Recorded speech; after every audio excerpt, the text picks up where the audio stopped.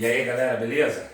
Bem-vindo ao Historizado Company, o seu canal de história de tudo, história de todo o universo, história de tudo que acontece. Hoje nós teremos mais uma aula para o seu Enem, para o seu ensino médio, ensino fundamental, seu concurso público. Ainda dentro da Alta Idade Média, nós vimos feudalismo em algumas aulas atrás e vimos o Islã. Hoje nós veremos aqui o Reino Franco, aí ó, beleza? O Reino Franco. O Reino Franco se desenvolve na Alta Idade Média, dentro da Europa Ocidental. O Reino Franco seria a atual França. A França foi o país mais importante, tá ok? De toda a Alta Idade Média para a formação do feudalismo.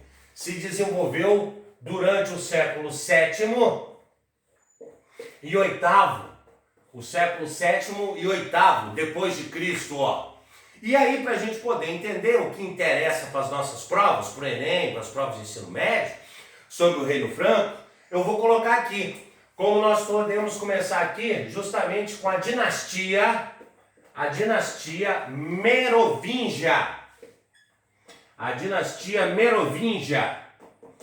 A dinastia Merovingia tem esse nome devido ao rei Meroveu, o rei bárbaro Meroveu, que invade aquela região onde é a França, que pertencia ao antigo Império Romano do Ocidente que havia caído com as invasões bárbaras.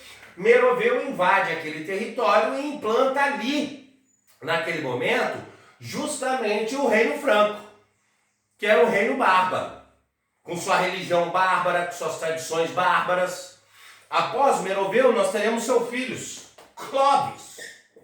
Isso, Clovis, olha lá. Foi o momento, se liga na parada, se liga.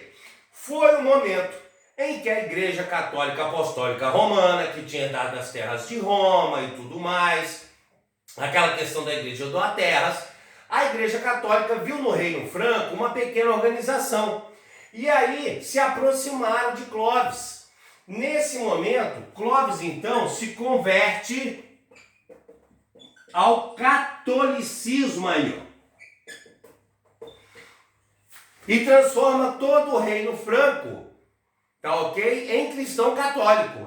Isso aí, isso mesmo. O que vai acontecer? Na verdade, a Igreja Católica, ela vê os bárbaros, povos a serem convertidos ao cristianismo.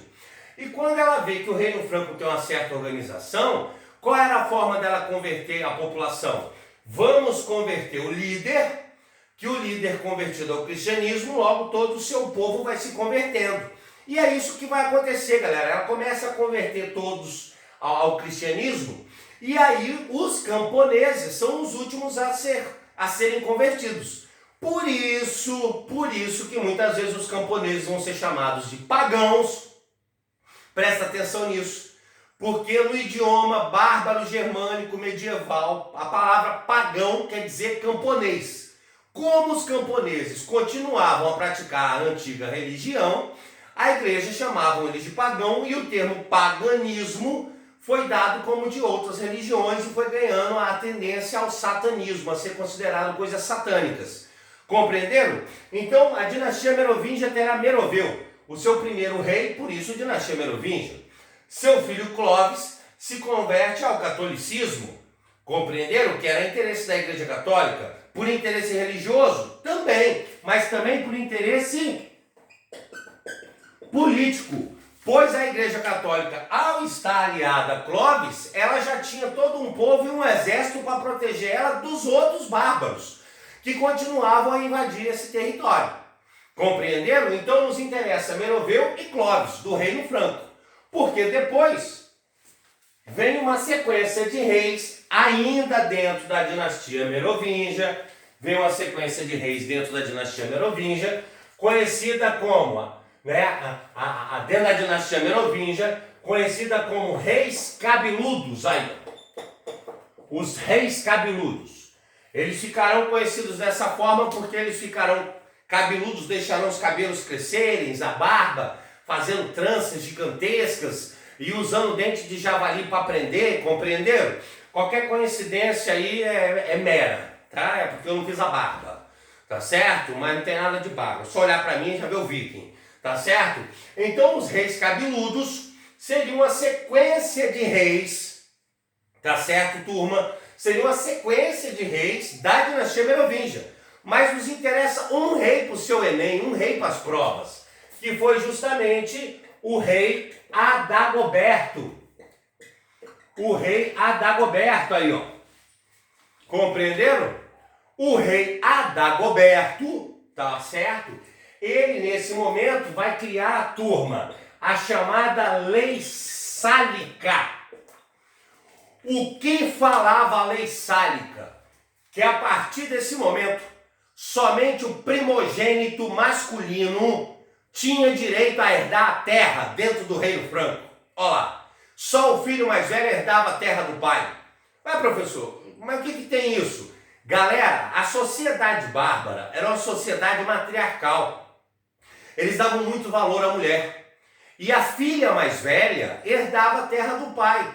Só que por influência da Igreja Católica e o cristianismo ser uma religião masculina, a Igreja Católica vai influenciar o rei Adagoberto.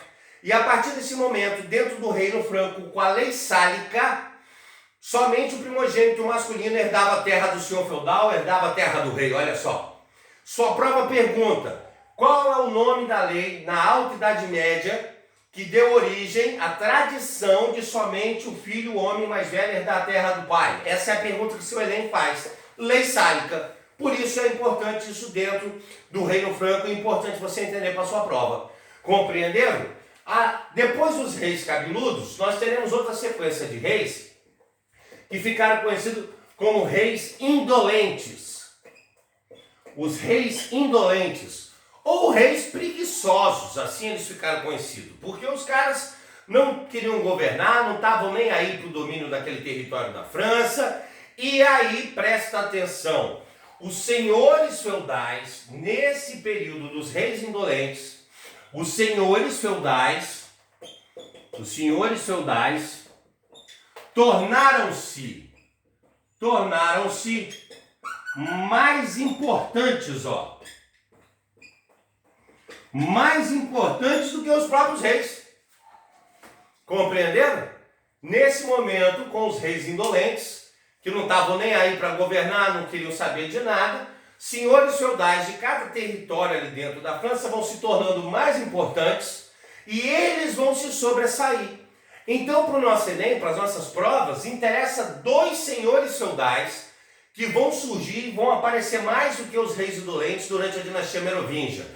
Vou falar dos dois agora. O primeiro deles, vamos apagar o nosso quadrinho, o nosso mini quadrinho, que é o que nós temos aqui para poder a aula se desenvolver, né? Tá tudo certo. Que será aqui o senhor feudal Carlos Martel. Aí, ó. Carlos Martel. Tá? Carlos o Martelo. Era muito comum eles usarem o martelo, a marreta, o machado, ou seja, as ferramentas também eram armas. Compreenderam? Por isso que você tem toda essa ligação com Thor, com Odin, aquele modelo de arma. Os caras tinham espada, tinham lança, tinham, mas as marretas, tá ok? Os machados também serviam para luta. Carlos ficou conhecido como Carlos Martel justamente devido no campo de batalha ele usar a sua marreta, tá certo? E qual foi a grande importância de Carlos Martel no Reino Franco para toda a história da Europa? Tá ok? Turma, ele vai reter o avanço dos muçulmanos. Dos muçulmanos na Europa aí. Beleza? Eles vão reter o avanço dos muçulmanos na Europa, ó. Tá certo? E aí, para vocês entenderem, eu faço uma pequena cartografia rápida aqui. Península Ibérica, Península Itálica, Península Grega, ó. Tá aqui a África, mais ou menos isso aqui, só para a galera entender. Madagascar, ó, que aí é a África. Aí você tem aqui o norte da Europa, pá, beleza, Índia, tá aqui, ó, Austrália, né, Papua Nova Guiné, tá aí, Inglaterra, ó, mais ou menos isso aqui. O que vai acontecer? Você tem aqui o Império Romano do Oriente, que vai continuar a mesma coisa, que é o Império Bizantino, nós vamos falar dele, tá ok? Você vai ter o Reino Franco, que se desenvolveu nessa região aqui onde hoje é a França, ó. Ó, Reino Franco em azulzinho. E aí nasceu o Islã, justamente aqui, tá ok? Nasce o Islã, como nós vimos, eu vou fazer de preto que fica mais forte, nasce o Islã aqui na Península da Arábia. E o Islã, ele vai se espalhar para a Ásia Central, vai se espalhar para a Indonésia, como vocês sabem, para a África Ocidental, todo o norte da África, e os muçulmanos, no século VII, eles vão invadir a Península Ibérica, tá entendendo? Eles vão invadir a Península Ibérica, e aí eles começam a invadir a Europa por aqui. É quando então eles chegam às fronteiras do Reino Franco. E aí nós teremos uma batalha chamada Batalha de Poitiers.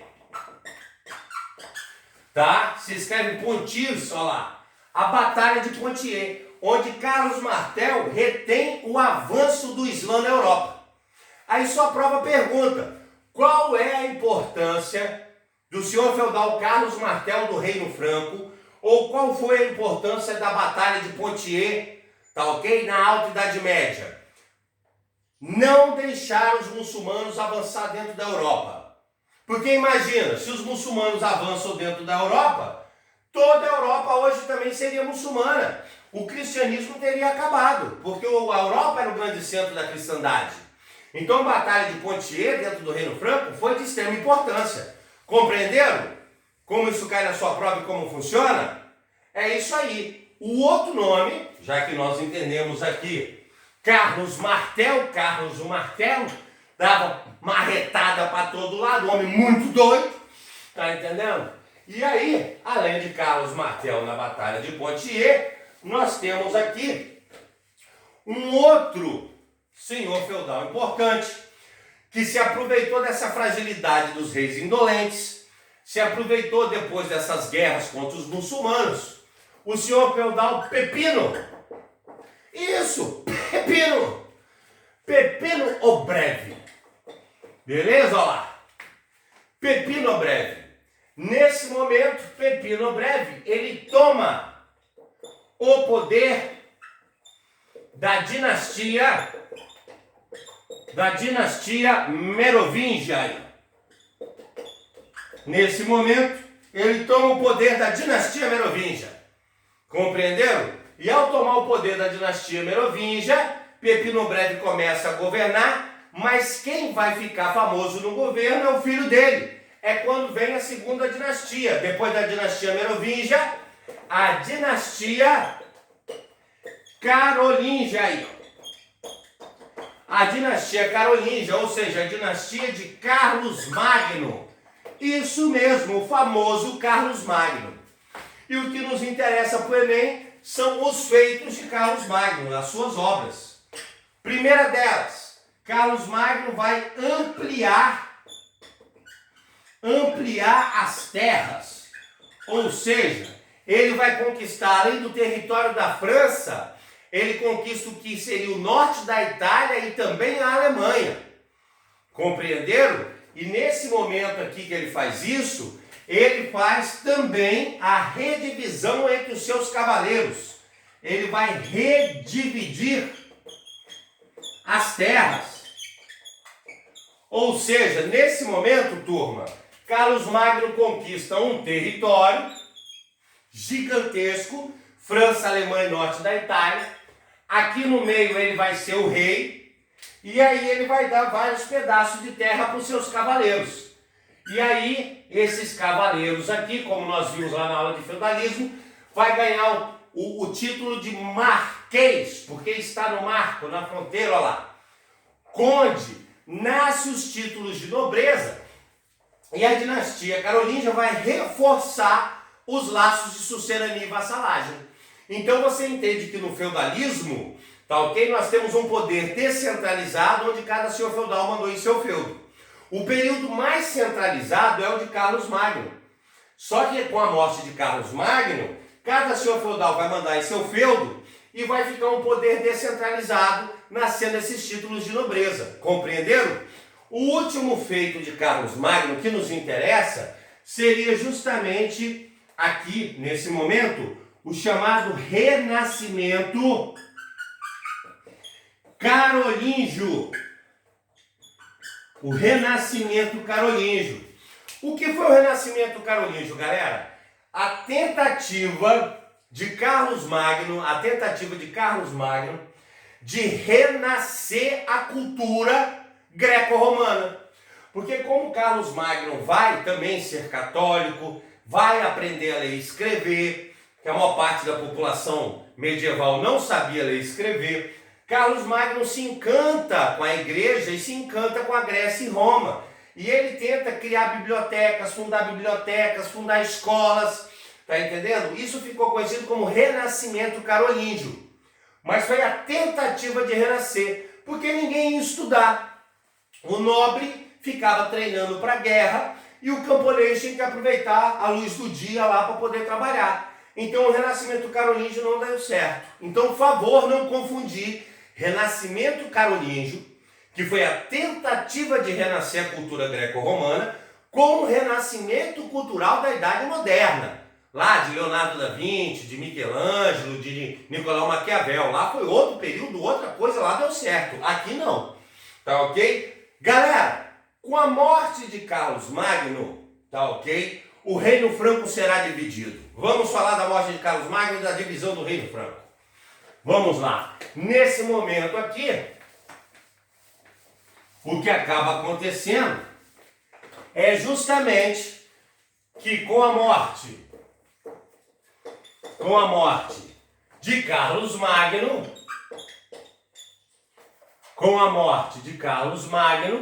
nós teremos aqui a divisão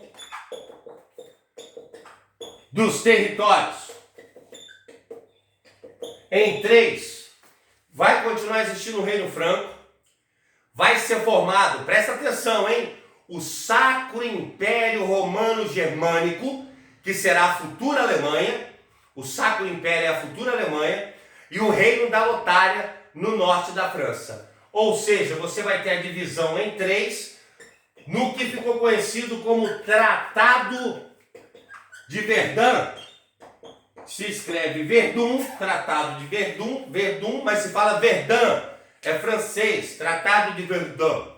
Beleza? Verdun. Tá ok? Olha lá. E aí o reino vai ser dividido. Isso vai, então, descentralizar ainda mais o Reino Franco. E é nesse período, no século VIII, que começa as famosas invasões, as invasões vikings. E isso mesmo, os bárbaros vikings que estão ainda mais ao norte da Europa, na região da Escandinávia, Dinamarca, Noruega, tá ok? Suécia, Islândia. Os caras começam a invadir o Reino Franco, vão fundar os territórios da Normandia, começam a invadir, eram extremamente violentos, desestruturando ainda mais e fazendo com que cada senhor feudal se preocupe mais com o seu feudo do que com o reino. Isso vai ainda mais descentralizar, por isso que o feudalismo será, tá ok? Terá como a estrutura política, uma estrutura política descentralizada. Existia a estrutura do rei, e esse rei da Idade Média, da Alta Idade Média, era um rei mais como um líder militar do que um rei que mandava e desmandava devido a essa destruturação. Os vikings mais famosos aqui era Eric o Vermelho, e Agar o Terrível. Olha lá. Agar o Terrível. Professor, aquele da historinha em quadrinho, esse mesmo, Agar o Terrível, da historinha. Eram os dois vikings piores que existiam. Os vikings vão fundar a Normandia na França, vão dominar as terras da Inglaterra, eles vão fundar Kiev na Ucrânia, eles vão chegar também a fundar Moscou, para dar origem à Rússia, e aí os eslavos vão passar a viver com eles. Eles vão chegar à América, e de curiosidade, os vikings tiveram até no Brasil. É só você conferir no canal Historizado, que tem um especial do que vocês devem saber dos vikings. tá ok? Um top 5 dos vikings mais a estadia deles no Brasil. Espero que tenham gostado. Dê seu like aí pra gente continuar com nossas aulas. Alerte o sininho para você sempre saber das nossas, ter suas notificações das nossas aulas aí, se preparar para o seu Enem. Se inscreve no canal, mostra pros coleguinhas, tá ok? Porque agora você já ficou historizado. Um abraço.